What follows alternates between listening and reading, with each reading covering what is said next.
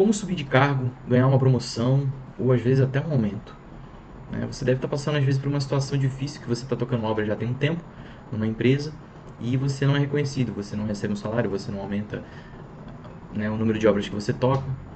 Então o tema hoje é muito bom. Seja bem-vindo ao canal Construindo Além do Óbvio. Meu nome é André Cardoso, sou especialista em reforma de alto padrão e consultor Lean Construction. E eu ajudo os engenheiros como você a terem mais ganhos com reformas mais eficientes.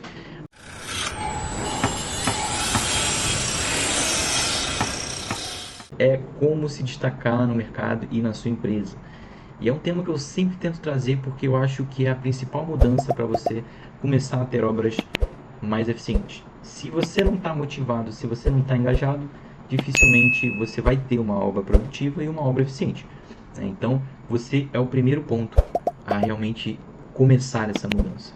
Então, se você está se sentindo assim, tem que partir de você querer mudar. E eu sei que é difícil porque às vezes você já está trabalhando muito, você está cansado, sobrecarregado, cheio de tarefa, cheio de controle, e as suas obras acabam não entregando no prazo, então você fica cheio de dor de cabeça, às vezes tem pós-obra de obras antigas, enfim, tem uma série de variáveis que a gente já está super acostumado, né? E o meu intuito realmente é trazer uma outra solução para você começar a enxergar, né, o que mais tem no mercado que eu não estou vendo. Porque, pelo menos assim, uma coisa que eu sempre me perguntei foi, não é possível que obra e engenharia civil é só isso, é só dor de cabeça, é só problema o tempo inteiro, né? Não é possível que todo mundo escolhe fazer, nossa, olha a quantidade de pessoas que se formam em engenharia civil, escolhem fazer isso e só se depara com esse tipo de problema. Não é possível, eu me recuso a acreditar. E foi por isso que eu fui buscando, né, outras soluções de me desenvolver. Eu tinha, para quem está chegando agora, eu tive empresa própria durante um bom tempo na minha vida, fazendo reformas. Vim para São Paulo fazendo reformas de alto padrão. E hoje em dia eu estou trabalhando com consultoria Lean Construction, que nada mais é uma filosofia de você tender a ter mais eficiência na obra através de menos recursos, menos desperdício, otimizando o tempo. Então, é isso que eu quero trazer para você aqui. E eu acho que um ponto muito válido quando a gente fala sobre, né, engenheiro, liderança e cargos é a gente pensar que a gente precisa se destacar.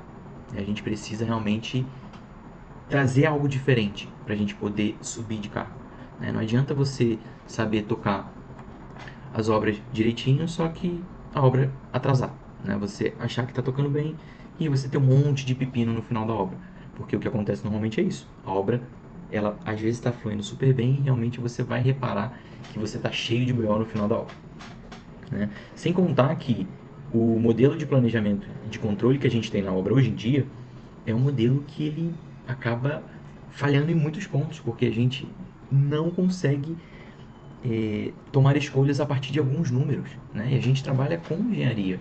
Então a gente precisa ter dados, a gente precisa ter números para poder tomar certas ações, né? E hoje em dia eu vejo as reformas muito com machismos e muitos chutes, a começar pelo cronograma, né? Muitos de vocês, eu tenho certeza, assim como eu fiz durante muito tempo, cronogramas na fonte do conhecimento que eu tive da minha cabeça, né? Ao longo da minha experiência. E quem não tem experiência não consegue fazer um cronograma? Você não consegue capacitar uma pessoa para fazer um cronograma? Consegue. Então, o primeiro passo para você realmente começar a se destacar e subir de cargo é você ter um liderado, né? E quando eu falo liderado, não é só um estagiário, André, eu não tenho estagiário, não tem problema. Se você tiver um mestre, de repente, se você tiver um encarregado. E eu, durante muito tempo na minha empresa, eu não tinha nem encarregado. E o que eu fiz? Eu tinha um ajudante que era muito esforçado e eu falei, cara, vou desenvolver ele muito. Mas, obviamente, ele era um cara esforçado, era um cara que ele corria atrás. E aí eu transformei ele no meu liderado e depois ele virou um encarregado das nossas obras, né? E hoje ele está aí. Eu não estou mais na empresa, mas ele está aí tocando obras como encarregado. Então é você realmente começar a querer capacitar alguém para te ajudar nesse sentido. O segundo é a sua equipe, né? Você tem que tentar engajar mais a sua equipe no planejamento da obra. E quando eu falo engajar mais no planejamento da obra, eu digo de você trazer eles para darem opiniões do que está acontecendo, né? Falarem se eles estão satisfeitos, se eles estão com alguma dificuldade, porque essas pessoas às vezes estão na obra há muito tempo. E eles têm muito o que falar, mas a gente não dá muita voz para eles porque a gente acha que eles não têm educação suficiente, não têm conhecimento, né? E a gente acaba pecando nisso. Então, a partir do momento que você tem uma equipe engajada, né, a sua obra vai fluir muito melhor. A sua obra vai voar. E aí, o que vai acontecer? O teu chefe vai perceber isso.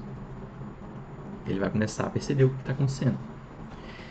E é uma coisa natural, é uma coisa que você não precisa querer se destacar, é uma coisa que você não precisa simplesmente falar assim, ah, não, nossa, eu tenho que ficar mostrando as coisas para ele. Não, pelo contrário, totalmente ao contrário. A diferença entre você mostrar alguma coisa e você fazer alguma coisa natural, tá, que acaba que você, no natural, você faz muito melhor. Porque quando você está pensando em querer mostrar alguma coisa para alguém, você está pensando no que não é o principal, que é a obra. Você está pensando em você está pensando em querer se destacar de alguma forma. Então é o primeiro passo para você dar errado. Isso pode até certo ponto funcionar com algumas atitudes, algumas coisas, mas a longo prazo, que para você subir de cargo você precisa pensar no longo prazo, no médio prazo, não vai funcionar. Então você tem que pensar na obra, você tem que pensar na sua equipe. A partir do momento que você se desenvolve essas pessoas, elas vão ter mais autonomia para tocar a obra e você vai se destacar como um engenheiro. Né? E naturalmente você vai tocar a obra. O outro ponto muito importante, a partir do momento que você tem uma equipe mais engajada, que você começa a liderar de uma outra forma, é você realmente assumir as responsabilidades para você. Né? Eu vejo hoje, na empresa que eu estava antigamente, eu tinha uma coordenadora que ela às vezes não precisava nem muito ir na minha obra. A gente conversava pelo telefone, eu passava para ela o que estava acontecendo, porque ela sentia segurança no que eu estava fazendo. Né? A partir do momento que você dá segurança para um chefe, para um coordenador, né? Para uma pessoa que está em questão de cargo acima de você, então você consegue deixar ele mais tranquilo e você naturalmente consegue trilhar o seu caminho para o topo. Né? Só que se você tiver medo, se você não querer pegar a responsabilidade por medo de fazer algo errado, aí você vai ficar estagnado, você vai sempre estar parado ali no tempo, né? Então, você precisa assumir a responsabilidade. E eu digo isso porque eu já assumi algumas obras que eu tive muito medo, mas você tem que encarar o medo, você tem que seguir firme. E uma forma que ajuda muito a você encarar isso com o medo é você se capacitar, é você estudar, é você ir atrás, é você ser curioso, é você procurar, né, o que, que eu posso fazer, onde eu posso me desenvolver, né? Então, assim, voltando um pouco para essa questão de, né, como é que eu posso... Beleza, André, entendi que eu tenho que assumir a responsabilidade da obra e mostrar para que eu vim, né? E uma das formas de você assumir a responsabilidade da obra é você trazer o arquiteto para o seu lado, né? E não é falando que ele está atrasando a obra, que ele não entrega o projeto, que ele muda o projeto o tempo inteiro, que você vai trazer ele para o seu lado, né? Mas é você tentando antecipar problemas, é você analisar o projeto dele. E quando eu falo analisar o projeto, não é simplesmente você pegar para executar, é você realmente dar uma atenção ao projeto. Você entender o que, que seu arquiteto gosta de fazer, o que ele tende a fazer. Ah, por exemplo, o meu arquiteto gosta de rodapé invertido. Ah, o meu arquiteto é um arquiteto que gosta de tabica. A partir do momento que você começa a entender o que seu arquiteto quer, você vai começar a saber onde procurar e o que procurar no projeto dele, né?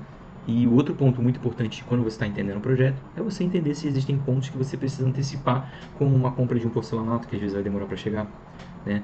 Luminárias que às vezes demoram para chegar, então você precisa se atentar e você precisa auxiliar o seu arquiteto a entregar um projeto, né?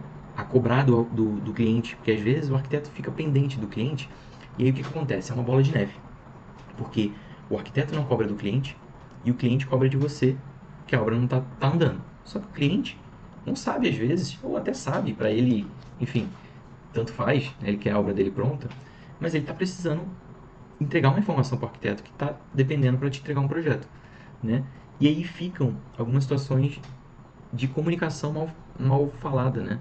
Você às vezes não consegue transmitir uma coisa que você quer por receio ou por medo de ser repetitivo, né? Mas existem algumas coisas que precisam ser repetidas na obra e precisam ser faladas. Por mais que possam parecer óbvias, a gente tem que saber que o cliente muitas vezes nunca tocou obra, né? Ou se tocou, mesmo se tocou, ele não tem o feeling da obra. Então a gente precisa de fato tratar como uma pessoa leiga, uma pessoa que não sabe, né, quais são os próximos passos. E quem vai ditar os próximos passos são vocês, os engenheiros da obra. O arquiteto da obra ele não está o tempo inteiro na obra, ele não sabe em que pé que está acontecendo a obra às vezes. Né? Ele vai, tem arquiteto que vai semanalmente, tem arquiteto que vai quinzenalmente, mas no dia a dia você e a sua equipe. Então é importante você trazer o arquiteto nesse sentido de, você lembrar dele que você precisa do projeto com antecedência, que você precisa de um detalhe específico, né, que você está olhando, que você tira dúvidas sobre o projeto dele. Gente, não tem o menor problema você tirar dúvidas sobre o projeto. Pelo contrário, quando você tira dúvida com o projeto, quando você tira dúvida do projeto com o arquiteto, mostra o quanto você está interessado em entregar um produto de qualidade e conforme ele está desenhando.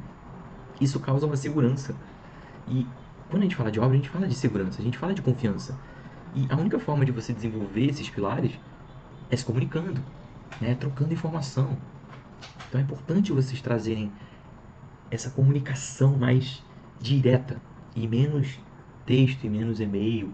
É importante você formalizar no e-mail tudo que você está fazendo, mas é importante também você ter uma troca mais franca, né? E quando eu digo é, trocar pelo telefone ou e-mail, o que eu quero dizer é o seguinte: não significa que você cobrou uma vez ele e aí você fez a sua parte e você saiu de cena. Porque assim como você tem 1 milhão de coisas para fazer, o arquiteto às vezes tem vários outros projetos para tocar. E às vezes ele acaba esquecendo isso, né? E às vezes você precisa ser um pouco chato no sentido de tipo, olha, eu preciso do projeto, né? Então, uma coisa que eu fazia muito que ajudava era botar alguns alertas, né, para alguns projetos específicos. E quando eu falo isso, gente, não é um projeto, não é a obra inteira, né? São alguns serviços que são críticos, né, como esse que eu citei. Então, se você botar um alerta dizendo que você tem que entrar com aquele serviço, por exemplo, no mês tal, no mês de abril, por exemplo, pô, então em março eu vou dar uma intensificada na minha cobrança, né? Ou dependendo do prazo que você recebe esse material, né, como uma luminária que às vezes demora 40 dias, 60 dias, né, dependendo, aí você tem que se planejar para você cobrar antes. Né? E você vir cobrando para esse prazo não se não acabar sendo comido, né? E acabar atrasando a sua obra. E isso é o que mais acontece, gente. No dia a dia, na correria da obra, a gente às vezes acaba esquecendo de cobrar certas coisas que passam batido e aí fica um jogando a peteca pro outro. Fica um jogando a responsabilidade pro outro. E sempre sobe pra obra. Por isso que eu acredito que, como engenheiro da obra e como dono da obra, você tem que assumir algumas responsabilidades que vão um pouco além do que você está esperando. E eu entendo que, assim, idealmente, né, não é a melhor forma de você tratar a obra. Mas hoje em dia, para a gente tentar minimizar os atrasos, minimizar os problemas, a gente tem que assumir uma responsabilidade. E a melhor forma de você não se sobrecarregar ao assumir essas responsabilidades é você ter uma equipe com você. É uma equipe trabalhando, é uma equipe se desenvolvendo, uma equipe autônoma, né? Então, por exemplo, no Lean, a gente gosta muito de gestão visual. Como é que a gente pode envolver a equipe? Quando eu falo de engajar a equipe, vocês devem estar falando assim, e aí, vamos galera, é isso aí. Não é exatamente isso, né? Mas é você ter uma gestão visual a ponto de que eles entendam o que está acontecendo na obra, né? Será que você tem aí no seu canteiro, né, no seu espaço da engenharia, que a gente chama, né, onde está o seu computador, sua mesa, sua cadeira, ou provavelmente o seu cronograma pendurado? Será que você tem, né, um cronograma, um planejamento semanal, um planejamento diário, onde você está marcando o que está sendo feito, onde a sua equipe, se passar por ali, consegue enxergar o que tem que fazer, né? Se você todo dia tira um período do dia, né, preferencialmente de manhã, ao você soltar um serviço, você soltar um serviço com a sua equipe já focado no que tem que fazer, né? Não é simplesmente pegar pro Policite e falar, ó, hoje tem que chumbar a caixinha, hein? Mas chumbar a caixinha da onde? Chumbar de quais ambientes? Né? É 4x2 ou 4x4? É elétrico ou automação? Então, assim, é, é você abrir um pouco mais, é você ser mais claro com as suas demandas. Porque a gente assume que todo mundo sabe o que tem que fazer, mas na obra, na correria do dia a dia, acontecem imprevistos que vão fazendo você ir para outro caminho. Então é importante você ter esse controle fino do seu dia a dia, para você entender também da produtividade. E aí entra o que eu falei no início, sobre o chute do cronograma. Né? A partir do momento que você começa a ter um índice de produtividade, quanto você está produzindo por dia daquele assunto, né, daquele serviço, você consegue, nas próximas obras, ir fazendo um cronograma mais fidedigno. E se você montar uma base de dados, né, dizendo que você normalmente tem uma produtividade ali de, sei lá, 20 caixinhas de elétrica por dia ou algo parecido. Parece bobo, né? Mas se você a gente, quando chumba caixinha, a gente chumba por unidade. A gente não chumba por ambiente, né? Por ambiente varia muito. Tem quarto que tem 5, tem quarto que tem 10, tem sala que tem 20. Então não dá pra gente fazer por ambiente. Então se você pegar, por exemplo, por unidade, ó, consegui chumbar hoje 20 caixinhas. Com quem? Com um pedreiro e um ajudante. Com um eletricista e um ajudante. Ou não, só um eletricista. Né? Ele foi chumbando e dando o ponto dele para travar a caixinha. E depois, no outro dia, é passado o conduíte. Se você está fazendo um cronograma, um planejamento e um controle diário disso, né? E se você tem a gestão visual e você consegue anotar, acaba que isso não é um serviço a mais que você está fazendo. É um serviço necessário que você está fazendo e que a sua equipe está acompanhando o que está acontecendo. E olha que interessante, a partir do momento que você tem um índice de produtividade e que você consegue entender melhor como a sua equipe trabalha, por mais que você troque a equipe, você tem uma fonte de dado para dizer, olha, antigamente eu estava fazendo com 20 caixinhas, hoje a gente chumou 15, o que aconteceu? Está com alguma dificuldade? Tem algum problema? Precisa de alguma ajuda? E você começa a tomar ação de uma forma mais rápida, sabe? E aí na hora de você fazer um cronograma, você sabe que no apartamento vai ter, sei lá, 120 caixinhas, então vai demorar tantos dias para fazer a caixinha, vai demorar tantos dias para passar um conduíte, vai demorar tantos dias para fazer uma fiação.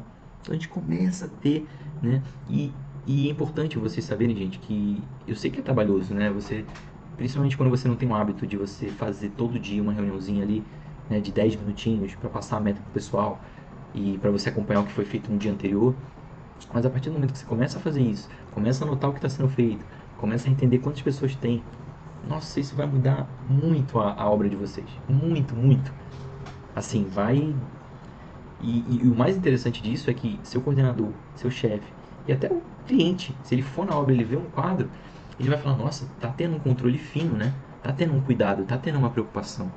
E não é simplesmente um cronograma desatualizado impresso gigante na parede, que eu costumo falar muito nisso. Né? Eu acho importante a gente ter o cronograma, mas eu acho que mais importante do cronograma é a gente ter as metas, né? Então, se a gente tem um cronograma gigante, cheio de linha, mas a gente não consegue ter uma visualização clara de quando que eu tenho que entregar algum serviço, quando que, por exemplo, um pedreiro que entrou para fazer a parede do ambiente, para fazer uma cerâmica do banheiro, né? Quando que eu tenho que entregar aquilo de fato? Ele sabe? Você passou para ele a meta? Você passou para ele por qual banheiro começar? Por qual cômodo começar? Né? Esse é outro ponto que acaba dificultando o seu controle na obra. É você não ter uma sequência lógica na hora de fazer a sua obra. É você começar uma obra e largar o pessoal falar, ó, tem que fazer demolição. E aí deixa o pessoal escolher por onde começa.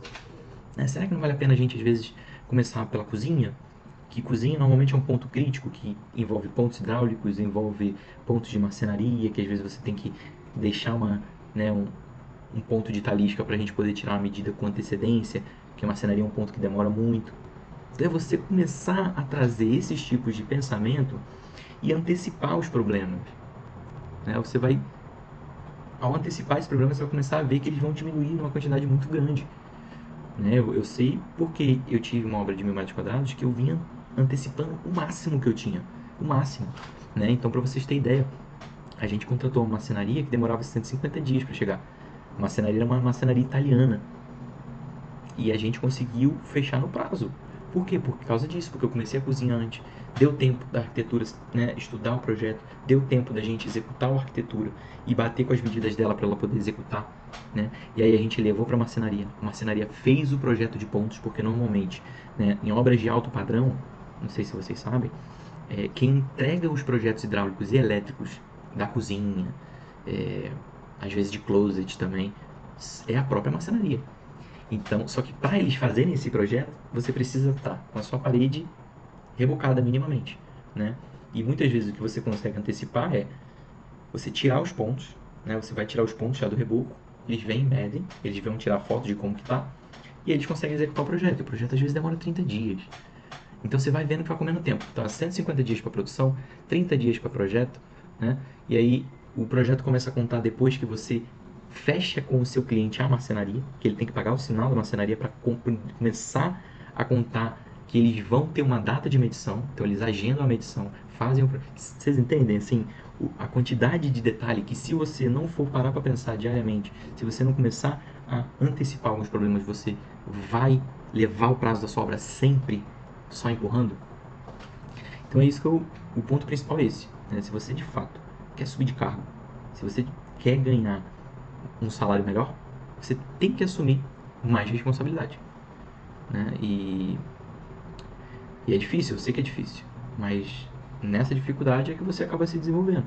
E a melhor forma de você se desenvolver é saindo da sua zona de conforto, procurando uma capacitação, né? Procurando como melhorar, né? Tendo consciência de que você quer melhorar, que você está insatisfeito com como a sua obra está, porque às vezes no dia a dia a gente acaba não pensando, né, que existe uma forma melhor de fazer e sempre vai existir uma forma melhor. E eu não estou falando que a minha é a melhor do mundo, mas eu estou falando que a minha funciona e que a minha não foi o que eu inventei. É o Lean Construction, que já está no mercado desde 1990, né, que grandes construtoras usam para ter mais eficiências na obra. Né? Eu trabalho prestando consultoria para grandes construtoras, onde a gente implementa o Lean Construction na obra. E a gente vê prazos reduzidos de 2 meses, né? Custos de milhões. A gente está falando de prédios enormes e tal. Mas o Lean faz muito sentido para a reforma. O Lean faz sentido para qualquer área, na verdade, né? Porque hoje você tem o Lean Thinking, que é a maneira de pensar que o Lean traz, né? Que é reduzir recursos, é você respeitar pessoas, é você respeitar o seu cliente a ponto de, olha, eu vou usar o mínimo necessário aqui para poder entregar um produto de qualidade. É isso que o Lean prega. E obviamente tem conceitos e ferramentas, e uma das ferramentas e um dos conceitos que eu trouxe aqui é exatamente essa questão da meta diária, que é uma questão que eu vou estar batendo sempre no ponto, que eu acho que é um dos principais pontos para você bater. Envolve também o ponto de você antecipar, né, serviços que precisam de mais tempo para você se preocupar, como a marcenaria, como a compra de luminárias, como às vezes louças e metais também, né? Teve um vídeo que eu comentei que às vezes a gente entra na obra e não tem definido as louças e metais. Só que se você não tem definido a base que vai ser, como é que você vai chumbar a sua base na parede? Porque esse é um ponto que você muitas vezes faz no início da obra, né? Então, por exemplo, na obra que eu fiz, do triplex de 1000 metros quadrados, a base de registro era da Hansgrohe, que é uma marca alemã, não sei se é alemã ou suíça. E é uma marca que não tem assim fácil, né? A gente teve que procurar lojas especializadas e veio importado da Alemanha, que seja, e demora um tempo. Então, se você não, né, consegue antever esse serviço, e aí entra o ponto de você, né, se juntar ao arquiteto nesse sentido, é você mostrar isso para eles. Olha, a gente precisa desses pontos aqui quanto antes. Né? Eu entendo que da cozinha é a marcenaria, mas o do banheiro, que são vocês, eu preciso desses pontos aqui e a gente precisa definir quais louças e metais que tem.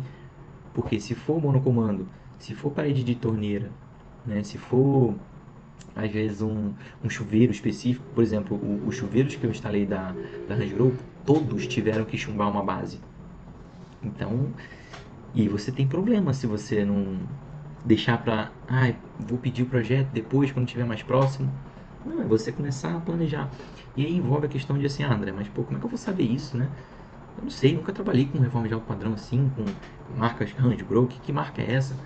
Aí entra a questão de você procurar as informações, né? Você não precisa saber de tudo. E você dificilmente vai saber de tudo sempre. Mas quando você está trabalhando com obra, você trabalha com terceiros, né? Você trabalha com empresas terceirizadas. E essas pessoas são especializadas naquele assunto. Você tem que trazer eles para você. Um ponto, por exemplo, que eu era muito fraco e eu me desenvolvi muito foi ar-condicionado. Porque quando a gente faz reformas de médio padrão, a gente não tem uma preocupação muito grande com ar-condicionado. Né? Normalmente a gente bota um high-wall, que é aquele ar-condicionado split na parede. Às vezes, de vez em quando tem um dutado ou outro, um cassete. Mas nessa obra que eu fiz, teve um projeto gigantesco de refrigeração, que envolvia dutos, que envolvia compatibilização dos dutos com luminárias, né, que envolvia saída de flexível, que envolvia a altura do entreforro, se vai passar, se não vai passar. Eu tinha, para você ter ideia, na sala, eu tinha um entreforro acústico. E aí eu não podia fazer qualquer tipo de furo de qualquer forma. Sem contar que os pendurais, eles tinham coxins, que eram como se fosse uma molinha para poder o som não passar direto para a laje, né? Muito, muito bacana. Um dia eu vou trazer esse case aí para vocês. Mas então são pontos que você vai trazendo as pessoas especializadas para você. Você se abre no sentido de, olha, cara, não tenho tanta experiência nisso aqui. Me fala como é que eu preciso fazer para a gente entregar um produto bom. cara, você vai ganhar ele ali. Você se interessar pelo produto dele, você se interessar pelo que ele tem para falar. E não simplesmente contratar ele, contratei, vai lá, faz aí, faz aí. Você consegue começar a reparar? E aí você se torna um gerenciador. E você não se torna só uma pessoa gerenciável. Você é um gerenciador, você toma conta, você pega a responsabilidade para você e você assume a sua obra. Você realmente veste a camisa da obra. E é muito interessante porque tem muita gente que fala assim: mas pô, André, eu trabalho para uma empresa, eu tô ganhando dinheiro para eles, né? Eu tô fazendo minha obra para eles. Não, pô, você tá fazendo a obra para você. Porque se você quiser abrir sua empresa depois, você vai precisar tudo disso aqui que a gente está falando. Então todo mundo, todo engenheiro, tem que ter um pouco do empreendedor na veia. Tem que ter um pouco do dono do negócio. Independente se você é um CLT, independente se você é um terceirizado, você tem que ter o dono do negócio na sua veia. Porque a obra, no final das contas, a obra é sua. Você está tocando aquela obra ali. A responsabilidade vai ser muito sua. E digo mais, se você é estagiário, né, e estiver vendo esse vídeo, cara, aproveita esse momento para assumir o máximo de responsabilidade que você tem. Porque é o momento que você consegue assumir a responsabilidade sem de fato precisar dela. Né? Então, o que eu quero dizer? Você consegue ter o gostinho do que é você ter a responsabilidade, né? Isso faz com que você vai se desenvolver muito, mas a responsabilidade ainda não é 100% sua. E isso é muito bom, porque você consegue trabalhar de forma mais tranquila. Agora, se você já é um engenheiro da obra, aí você de fato precisa, né, ter uma responsabilidade mais firme aí perante a obra, né? Então, gente, eu acho que são pontos que eu quero que vocês tenham de muita atenção, né? André, mas pô, eu faço obra há muito tempo, né? Eu não tenho essa postura de fazer uma meta diária com o pessoal. Será que não vai soar estranho? Gente, é, é muito interessante porque me fizeram essa pergunta uma vez, né? Que a gente estava implementando. E estranho é você não se preocupar com a sua obra a ponto de querer abrir mão do orgulho de fazer algo diferente. Entende? E assim, e não é só da obra, é de você, né? A partir do momento que você começa a ter mais controle da sua obra, você começa a se sentir melhor. Você começa a ter mais tempo para você. Então, encara isso. Uma dica que eu dou às vezes para algumas pessoas que realmente têm um pouco de dificuldade disso, fala que foi um pedido da diretoria. Ó, o pessoal da diretoria pediu para a gente implementar um novo sistema aqui, que a gente vai agora começar a ter meta diária, que a gente vai começar vai ser passada a meta diária, a gente vai acompanhar o que está sendo feito. Não no intuito de, né, espetar vocês, mas no intuito de ajudar vocês, liberar o campo mais para vocês, né? Para a gente ter um material sempre em dia, para a gente não ter uma pausa desnecessária, né, um projeto desatualizado. Então, a partir do momento que a gente tem umas metas diárias, a gente consegue produzir melhor. Né? E esse espaço é para vocês. É muito importante quando você for fazer alguma coisa diferente na obra, você trazer a sua equipe e explicar o propósito daquilo. Não é simplesmente querer entubar uma coisa nova para eles. Agora vai fazer isso aqui. Né? E um ponto muito importante junto com essa informação é que quando você for fazer a meta diária, tenta deixar eles falarem, né? Você sabe que você fez seu planejamento semanal, você separou na semana e você sabe que naquele dia você tem que fazer a cerâmica do banheiro tal, né? Cerâmica à parede. Aí você especifica, né, qual parte que você vai fazer. E aí você leva essa questão para o seu ladrilheiro, para o seu ceramista. Olha, temos que fazer. Tava previsto a gente fazer esse banheiro aqui. Você acha que dá para fazer ele todo? O que você acha? Sabe, tipo, traz ele para responder. Tipo, não é fazer assim, vai fazer esse banheiro aqui. Tem que fazer ele todo e deixar pronto hoje, tá? Você percebe a diferença? E no começo é difícil, gente. No começo eles vão ainda estar meio arredio, eles vão ainda não estar no ritmo. Até que vai chegar o momento, que é o que acontece, e eu presencio isso, que eles vão estar falando. Eles vão, André, eu acho que vai dar para fazer mais isso aqui também. Ou, não vai dar para fazer isso porque a peça é maior. E você começa a entender algumas dificuldades que ele tem. E você começa a ter um planejamento melhor. Né? E o planejamento semanal não é aquele planejamento que precisa estar super engessado, né? É uma fonte de direção, é um norte para você seguir, né? E você tomar ação caso seja necessário. Então não é porque tá ali que você, nossa, eu vou fazer 100% que tá aqui, senão já não é isso, né? O legal do planejamento semanal é a partir do momento que você começa a entender a produtividade da sua equipe, você vai sempre botando um pouquinho mais, né? Então, por exemplo, chumbar a caixinha. A gente tinha a meta de 20. Aí, vamos tentar fazer 25 hoje, tu acha que dá? Acho que dá pra fazer 22. Pô, vamos tentar bater. Porque isso torna uma coisa bacana de você trazer com eles, né? E eles vão acompanhando o prazo.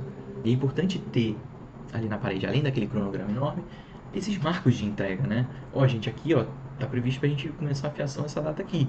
Ó, tá previsto pra gente finalizar isso aqui. Ainda tem mais 3 dias, será que vamos conseguir e tal? Como é que tá aí o material? É você sempre ir trazendo eles para poder ser seus olhos, né? A partir desse momento, você começa a ter mais eles começam a ter mais autonomia e você começa a ter mais liberdade para exercer uma função de engenheiro, uma função de gerenciador, né? E e aí, às vezes, algum de vocês podem se perguntar assim: ah, André, mas pô, meu chefe vai me pegar vendo isso para fazer isso, ele vai falar que eu tô inventando moda, que eu tô fazendo uma coisa nada a ver. E aí é o momento que você vai tomar a tua segurança, vai acreditar no processo e vai falar: não, isso aqui é do Lean Construction, isso aqui funciona. Eu estou estudando isso. Estou estudando isso para a gente poder ter mais produtividade na obra. Você vai explicar para ele que você quer trazer uma eficiência. Puta, aí tá bom, aí você ganha muito. Aí você vai embora.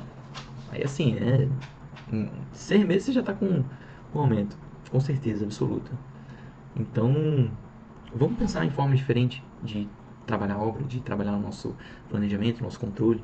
Porque vale a pena, gente. Vale a pena porque a obra hoje em dia está muito sofrida, as obras estão atrasadas, tem muito cliente insatisfeito e ninguém está fazendo nada. Então, se você fizer, se você correr por onde, você vai se destacar, com certeza. Tá bom? E se você gostou, curte aqui, se você gosta desse assunto, e me segue para mais conteúdo como esse. Valeu?